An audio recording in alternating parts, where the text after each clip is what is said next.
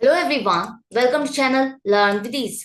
आज हम सॉल्व करेंगे सीबीएसई 2023 क्वेश्चन पेपर में जो शेयर कैपिटल से रिलेटेड क्वेश्चन पूछा गया। इसे आप कैसे सॉल्व करोगे, प्रेजेंट करोगे, सब कुछ सीखना है, समझना है। तो मेरे साथ एंड तक बने रहना। ऑनलाइन क्लासेस के लिए आप मुझे स्क्रीन पर दिए गए नंबर पर व्हाट्सएप कर सकते हो अपना नाम और क्लास। और अगर आप सॉल्यूशन ढूंढ रहे हो टीएस ग्रेवाल और DK Goyal new edition book के, तो चैनल की प्लेलिस्ट को क्लिक करो, आपको सभी सॉल्यूशन अपलोडेड मिलेंगे। कम्युनिटी सेक्शन में एमसीक्यूज मिलेंगे क्विज के फॉर्मेट में, और एमसीक्यूज के सॉल्यूशन है शॉर्ट्स में। तो बहुत कुछ है चैनल पर, विजिट द चैनल। अच्छा लगे तो शेयर और सब्सक्राइब जरूर करना। बीएसटी का पेपर आपका हो चुका है और उससे आपको पैटर्न समझ में आ गया कि सीबीएसई किस तरह के क्वेश्चंस आपसे पूछ रही है। प्रीवियस ईयर क्वेश्चंस के बेस पर सैंपल पेपर्स जो उसने रिलीज किए उसके बेस पर आपसे क्वेश्चंस पूछे गए हैं। वो चाहती है आपकी कॉन्सेप्ट क्लैरिटी। तो आपको किस पर फोकस करना चाहिए? अपने कॉन्सेप्ट्स स्ट्रॉन्ग करने पर, अपने रिवीजन को इतना स्ट्रॉन्ग करना कि आपका कॉन्फिडेंस इतना बिल्ड हो जाए कि आप वहां पर बैठ करके नर्वस ना हो। तो ज्यादा से ज्यादा प्रीवियस ईयर के क्वेश्चंस को सॉल्व करो, जो कि मैं आपको डेली बेस पर आपको करा रही हूँ। बस उतना उतना भी करते जाओगे तो कब आपका रिवीजन इतना स्ट्रांग हो गया आपको पता भी नहीं चलेगा। कब आपने इतने सारे क्वेश्चंस को सॉल्व कर लिया और जो आपके डाउट्स थे कब वो खत्म हो गए आपको पता भी नहीं चलेगा। तो बस इतना करो, मेरे साथ साथ प्रैक्टिस करते रहो, मेरे साथ एंड तक बने रहो। तो क्वेश्चन में क्या कहा है? पुष्कर लिमिटेड एक कंपनी है जिसने 30,000 शेयर्स पब्लिक को ऑफर किए, इशू किए। 100 रुपीज फेस वैल्यू का शेयर, 20% प्रीमियम। 20% प्रीमियम का मतलब क्या है, कैसे कैलकुलेट करेंगे? 20% प्रीमियम हो, डिस्काउंट हो, डिबेंचर्स पे, किसी पे भी आपको कहा जाए तो कहाँ कैसे कैलकुलेट करोगे? वो आपका हमेशा कैलकुलेट होगा फेस वैल्यू पर। 100 रुपीज पर 20%, 20 रुपीज का प्रीमियम कंपनी ने डिमांड किया। कंपनी कह रही है मेरा एक शेयर 120 रुपीज का है, जिसे खरीदना है उसे 120 रुपीज पे करने होंगे। 40 rupees application, 30 rupees allotment, 30 rupees first call, और बैलेंस कह रही है फाइनल कॉल पर। तो बैलेंस फाइनल कॉल पर कितना कंपनी डिमांड करेगी, कैसे फाइंड करे? कई बार आपको ये समझ नहीं आता कि ये अमाउंट कितना आएगा, नर्वस हो जाते हो। तो सीधा सा समझो, अगर आपका 120 रुपीज का एक शेयर है और कंपनी ने फर्स्ट कॉल तक 100 रुपीज डिमांड कर लिए, तो कितने बचे? 20 रुपीज। अब बात आ जाती है ये 20 रुपीज फेस वैल्यू है या इसमें प्रीमियम भी इंक्लूडेड है? तो 20 रुपीज कंपनी ने प्रीमियम डिमांड किए। 20 रुपीज प्रीमियम कंपनी एप्लीकेशन और अलॉटमेंट पर डिमांड कर चुकी है। तो इसका मतलब प्रीमियम तो बचा नहीं है, बाकी जो बचा है वो फेस वैल्यू बची है। तो फाइनल कॉल पर 20 रुपीज कंपनी फेस वैल्यू के डिमांड करेगी। एप्लीकेशन कंपनी को कितनी रिसीव हुई? 40,000। इशू कंपनी ने 30,000 किए, एप्लीकेशन मिली 40,000। 10,000 एप्लीकेशन एक्स्ट्रा मिली। तो जब ओवर सब्सक्राइब हो गया तो उस केस में कंपनी कितने शेयर्स अलॉट करेगी? जितने शेयर्स इशू किए हैं कंपनी उतने ही शेयर्स अलॉट कर सकती है। तो सबसे बड़ी गलती जो आप लोग करते हो वो ये करते हो कि जितनी एप्लीकेशन मिली उतने की ही अलॉटमेंट दिखा देते हो। नहीं नहीं, जितने शेयर्स कंपनी ने इशू किए हैं बस उतने ही अलॉट कर सकती है, बेशक उसको कितने भी ज्यादा नंबर ऑफ शेयर्स के लिए एप्लीकेशन मिल जाए। अब कंपनी क्या करेगी? 10,000 एप्लीकेशन जो ज्यादा मिल गई, कंपनी कह रही है कि हम प्रोरेटा बेस पर अलॉटमेंट करेंगे। प्रोरेटा का मतलब क्या है? प्रोरेटा का मतलब प्रोपोर्शनेट अलॉटमेंट। जिसने जितने शेयर्स के लिए अप्लाई किया उसको उतने शेयर्स अलॉट ना करके कुछ कम नंबर ऑफ शेयर्स उसको अलॉट किए जाएंगे।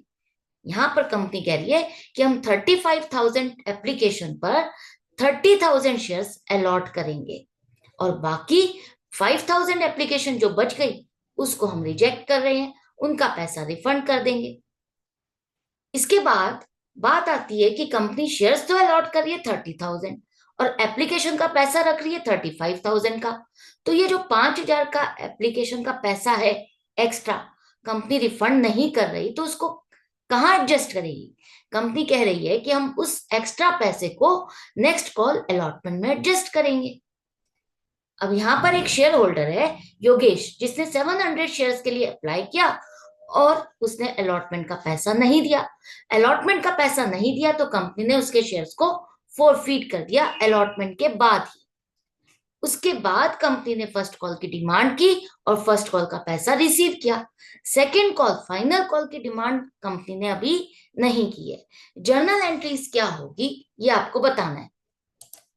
तो सबसे पहली एंट्री कहां से स्टार्ट होगी? जब भी कंपनी शेयर्स इशू करती है, उसे क्या पता है कि उसके शेयर्स जो उसने ऑफर किए हैं लोग खरीदना चाहते हैं? कितने लोग अप्लाई करेंगे? नहीं पता। तो हमारी फर्स्ट ट्रांजैक्शन शुरू होती है जहां कंपनी के पास बैंक में पैसा आता है। उससे उसे पता चलता है कि उसका शेयर पब्लिक खरीदना चाहती है, उसके शेयर्स को कितने लोग खरीदना चाहते हैं, कितने नंबर ऑफ शेयर्स कौन कितने खरीदना चाहता है। तो वो सारी डिटेल फर्स्ट ट्रांजैक्शन से पता चलती है। और ये भी क्लियर होता है कि कंपनी शेयर्स अलॉट कर सकती है या नहीं, क्योंकि मिनिमम सब्सक्रिप्शन जो आपको याद होगा, अंडर सब्सक्रिप्शन के केस में 90% of the issued number of shares के लिए कंपनी के पास एप्लीकेशन आनी जरूरी है। अगर नहीं आएगी तो वो अलॉटमेंट नहीं कर सकती।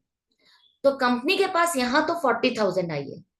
अब जो दूसरी गलती जो आप करते हो, वो क्या गलती करते हो? आपको ये कंफ्यूजन हो जाती है कि हम यहाँ पर एप्लीकेशन का पैसा कितना दिखाएं। आप सोचते हो कि कंपनी ने 30,000 शेयर्स इशू किए, इसी का ही एप्लीकेशन का पैसा आएगा। नहीं, जब कंपनी ने पब्लिक को ऑफर किया, पब्लिक को ऑफर किया, तो वहां पर कोई स्टॉपर नहीं लगा कि 30,000 के बाद हम और एप्लीकेशन रिसीव नहीं करेंगे। उस टाइम पर कंपनी कहती है जितने जिसको अप्लाई करना है वो अप्लाई करे, जो खरीदना चाहता है वो हमारे बैंक में जमा कर दे। तो उस हिसाब से पब्लिक ने जिसको भी खरीदना था, अपनी विलिंगनेस दिखाने के लिए उसने आपके बैंक में पैसा जमा कर दिया। तो हमारी जो फर्स्ट एंट्री बनेगी वो ना तो 30,000 पे बनेगी ना 35,000। हमें जो 40,000 शेयर्स की एप्लीकेशन मिली 40 रुपीज के हिसाब से, यहाँ पर ये नहीं है कि 30 रुपीज हमें फेस वैल्यू के अलग दिए, 10 रुपीज प्रीमियम अलग दिया। जब पहली एंट्री आप करते हो, वहां पर टोटल अमाउंट जो भी कंपनी ने डिमांड किया उससे ही आप एंट्री करते हो, डेबिट करते हो 16 लाख रुपीज। यहां पर आप डिफ्रेंशिएट नहीं करते कि फेस वैल्यू इतना और प्रीमियम इतना, नहीं। ये पैसा मिलने के बाद जो आपको एप्लीकेशन का पैसा फर्स्ट इंस्टॉलमेंट का मिल गया, ये पैसा अब आप ट्रांसफर करोगे रिलेटेड अकाउंट में। यहां से अब आप जो पैसा आपको मिला है, ये अब आपकी बुक्स है, ये आपके अकाउंट्स है, जहां पर अब आपको इसको ट्रांसफर करना है अपनी बुक्स में, रिलेटेड अकाउंट्स में। किस तरह से?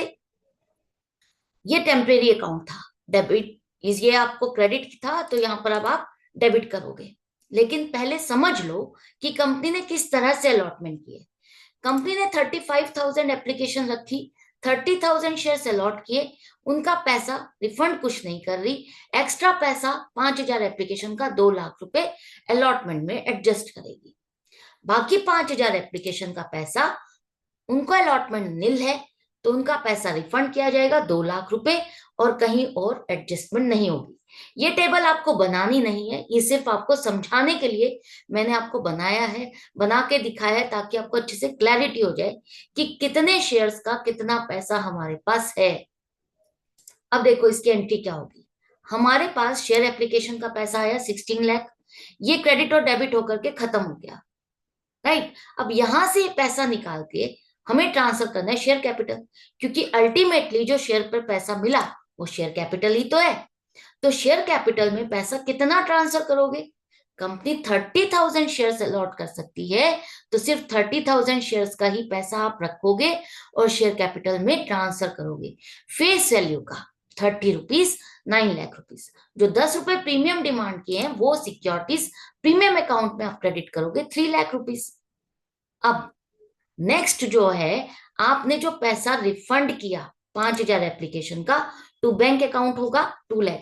यहां पर कैश लिख करके गलती मत कर देना।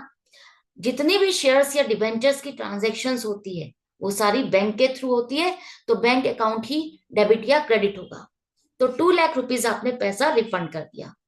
अब जो 5,000 एप्लीकेशन का पैसा एक्स्ट्रा है, हमने क्या कहा है कि हम अलॉटमेंट में एडजस्ट करेंगे। नेक्स्ट कॉल का नाम क्या है? अलॉटमेंट। तो हम उस अकाउंट में पहले ही इस पैसे को क्रेडिट कर रहे हैं कि इतना पैसा अलॉटमेंट के नाम पर हमारे पास आ चुका है। एंट्री समझ में आ गई? कितना पैसा मिला, कहां कहां आपको किस तरह से ट्रांसफर करना है। नेक्स्ट आता है एप्लीकेशन का काम पूरा हो गया। अब कंपनी शॉर्ट हो गई है कि वो अपने शेयर्स को अलॉट कर सकती है, किसको कितने शेयर्स अलॉट करने हैं पूरी डिटेल है उसके पास।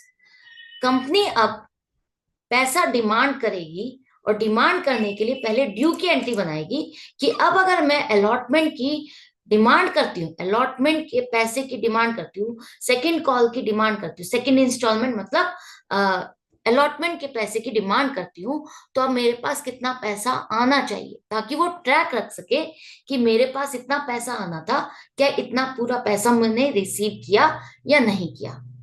तो सबसे पहले 30,000 शेयर्स पर company 30 rupees including premium demand कर रही है। तो 9 लाख रुपीज कंपनी के पास आने चाहिए। Equity share allotment account debit 9 lakh rupees.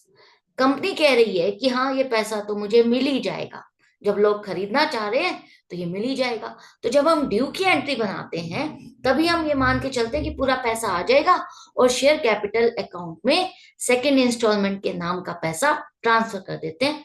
Face value से 6 लाख और सिक्योरिटीज प्रीमियम का 3 लाख, ये पैसा आपने ट्रांसफर कर दिया। एक्चुअल पोजीशन का पता चलती है जब बैंक में पैसा आता है। कंपनी ने डिमांड किया और शेयर होल्डर जैसे जैसे बैंक में पैसा जमा करेंगे तब पता चलता है कि हमारे पास पैसा कितना आया। तो यहां पर कहा है कि योगेश ने आपको पूरा पैसा नहीं दिया, योगेश ने आपको अलॉटमेंट पर पैसा नहीं दिया। तो ड्यू था हमारा 9 लाख रुपीज। एडवांस आपके पास आया था एप्लीकेशन के टाइम पर 2 लाख। इसको एडजस्ट करने के बाद हमारे पास बाकी 7 लाख रुपीज और आने चाहिए बैंक में।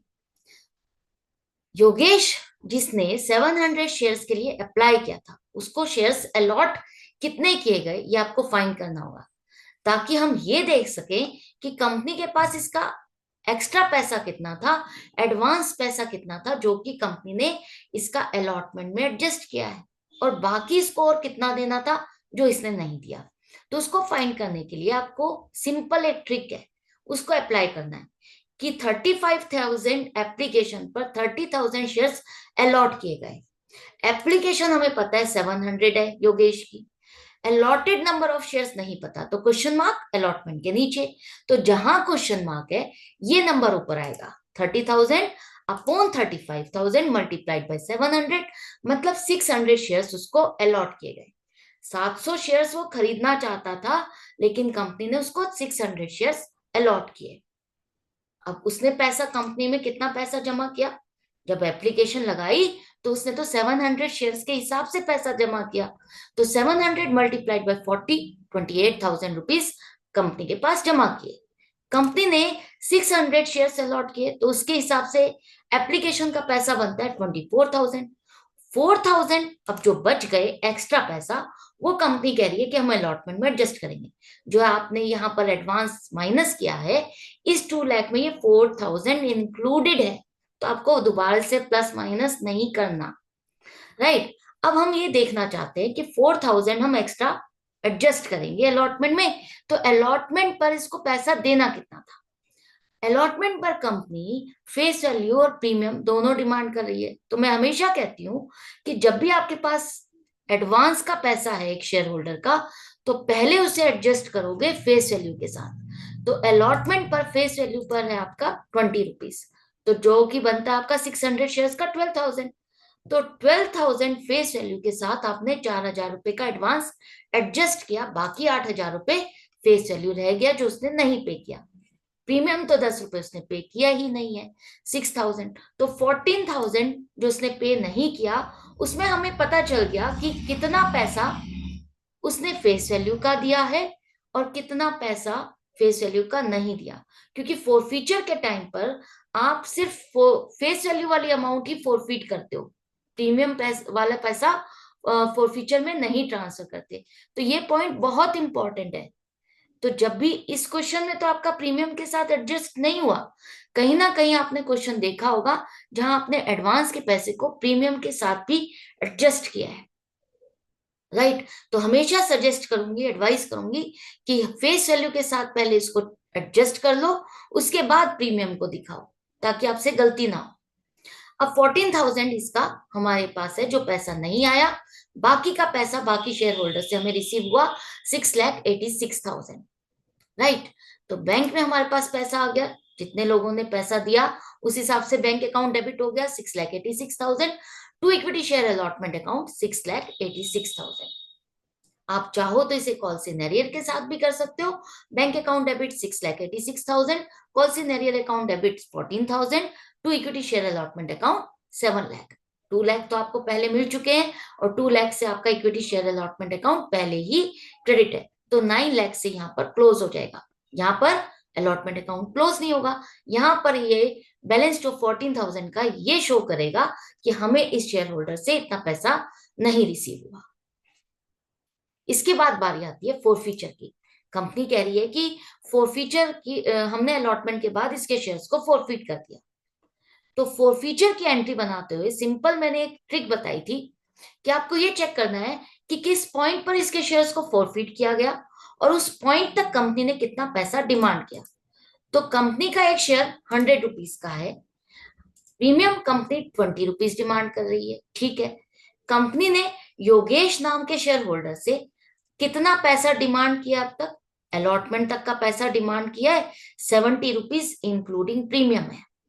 अगर हम फेस वैल्यू की बात करें तो फेस वैल्यू हो जाएगा 50 rupees, 70 minus 20 50 rupees called up face value हो गई। अलॉटमेंट तक जिस पॉइंट पर फॉरफिट किया जाता है उसी पॉइंट तक की आपको शेयर कैपिटल रिवर्स करनी है, क्योंकि इस पॉइंट तक ही आपने अपनी शेयर कैपिटल को क्रेडिट किया था इतने नंबर ऑफ शेयर्स के लिए, उतना ही आप रिवर्स कर रहे हो, उतना ही आप कैंसिल कर रहे हो। शेयर होल्डर ने आपको कितना पैसा दिया, सिर्फ एप्लीकेशन का पैसा दिया 30 रुपीज फेस वैल्यू। हमें सिर्फ फेस वैल्यू का ही देखना है, क्योंकि फोरफीचर में हम फेस वैल्यू ही डालते हैं। तो 30 रुपीज आपको एप्लीकेशन पर मिला, तो फोरफिटेड अमाउंट क्या होगी, एप्लीकेशन के 30 रुपीज के हिसाब से 18,000। बेशक आपको 40 रुपीज मिले, लेकिन वो 10 रुपीज प्रीमियम के जो है वो आप सिक्योरिटीज प्रीमियम अकाउंट में ही रहने दोगे, वहां से निकाल के फोरफीचर अकाउंट में ट्रांसफर नहीं करोगे, ऐसी गलती मत करना। इसके बाद जो 100 एप्लीकेशन जो एक्स्ट्रा थी उसका 40 रुपीज के हिसाब से हमारे पास 4,000 रुपीज एक्स्ट्रा था, जो कि हमने अलॉटमेंट की फेस वैल्यू के साथ एडजस्ट किया था। तो टोटल फॉरफिटेड अमाउंट हो गई 22,000। एंट्री देखो कैसे बनेगी, इक्विटी शेयर कैपिटल अकाउंट को आप डेबिट करोगे फेस वैल्यू से 50 रुपीज से 30,000 रुपीज। इसके बाद जो प्रीमियम आपको रिसीव हो चुका है वो रिवर्स नहीं करोगे। जो आपको अलॉटमेंट के टाइम पर प्रीमियम नहीं मिला, कंपनी ने अलॉटमेंट पर जो 10 रुपए डिमांड किए वो पैसा नहीं मिला, उतना ही आपको रिवर्स करना है, क्योंकि ये प्रीमियम का पैसा आपने अलॉटमेंट की ड्यू की एंट्री के टाइम पर क्रेडिट किया था, सिक्योरिटीज प्रीमियम अकाउंट में क्रेडिट किया था कि इतने शेयर्स पर हमें प्रीमियम लेना है। तो जब 600 शेयर्स पर आपको नहीं मिला तो आपको ये पैसा रिवर्स करना है। ये हम अलॉटमेंट वाला रिवर्स कर रहे हैं, एप्लीकेशन वाला नहीं कर रहे।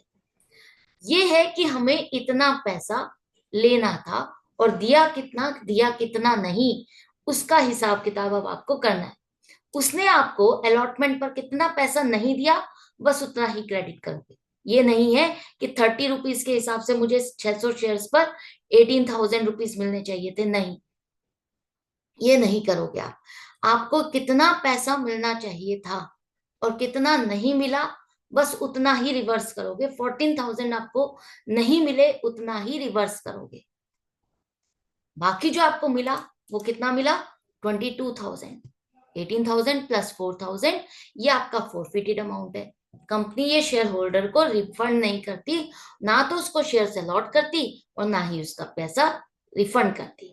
तो ये कंपनी की एक तरह से कंप्लीटली इनकम है। अगर आप इसे कॉल सिनेरियर के साथ करना चाहते हो तो कैसे करोगे, सेम आपकी एंट्री वही रहेगी, सिर्फ और सिर्फ अलॉटमेंट की जगह पर कॉल सिनेरियर अकाउंट आ जाएगा 14,000, राइट। क्लियर हो गई आपको ये एंट्री। आपको एक ही तरीका अप्लाई करना है, या तो आप कॉल सिनेरियर के साथ करो या विदाउट कॉल सिनेरियर।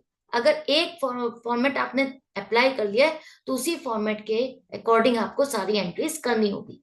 तरीका मैं आपको दोनों समझा रही हूँ, बाकी आपको जो अच्छा लगे, जो कंफर्टेबल लगे, आप उसके अकॉर्डिंग एंट्रीज बना सकते हो। फॉरफीचर हो गया। फॉर फ्यूचर का मतलब इतने नंबर ऑफ शेयर्स अब हमारे कम हो गए। कंपनी के 30,000 शेयर्स थे, 30,000 में से 600 कैंसिल हो गए, खत्म हो गए, तो कितने बचे? 29,400, जिस पर कंपनी अब फर्स्ट कॉल की डिमांड करेगी। तो ड्यू की एंट्री पहले बनाई जाएगी। Equity share first call account 29,400 shares पर 8,82,000 रुपीज मिलना चाहिए। ये कंप्लीटली फेस वैल्यू है, तो शेयर कैपिटल में आपने क्रेडिट कर दी, ये मान के कि पूरा पैसा मिल जाएगा। फर्स्ट कॉल का पैसा कंपनी को पूरा रिसीव हो गया। कंपनी कह रही है मुझे पूरा पैसा रिसीव हो गया फर्स्ट कॉल का, और फाइनल कॉल की कंपनी ने डिमांड नहीं की। तो ये था क्वेश्चन, पूरा कंप्लीट हो गया है। आई होप आपको अच्छे से समझ में आ गया। जो भी लू पॉइंट्स रहते थे, डाउट्स रहते थे, वो धीरे धीरे खत्म होते जा रहे हैं। जहां पर आपको आप भूल रहे थे वो फिर से रिवाइज हो गया है। तो एग्जाम में परफॉर्म भी तो हमें अच्छा करना है, एक्सेल करना है। तो अभी बहुत टाइम है, 10 to 12 डेज है। आप इजीली 3-3, 2-2 क्वेश्चंस करके भी अगर रिवाइज करोगे तो बहुत अच्छा कर सकते हो। तो इसी तरह से कनेक्टेड रहो, सीखते रहो, समझते रहो। हम मिलेंगे नेक्स्ट वीडियो में नेक्स्ट क्वेश्चन के साथ। Good bye and take care.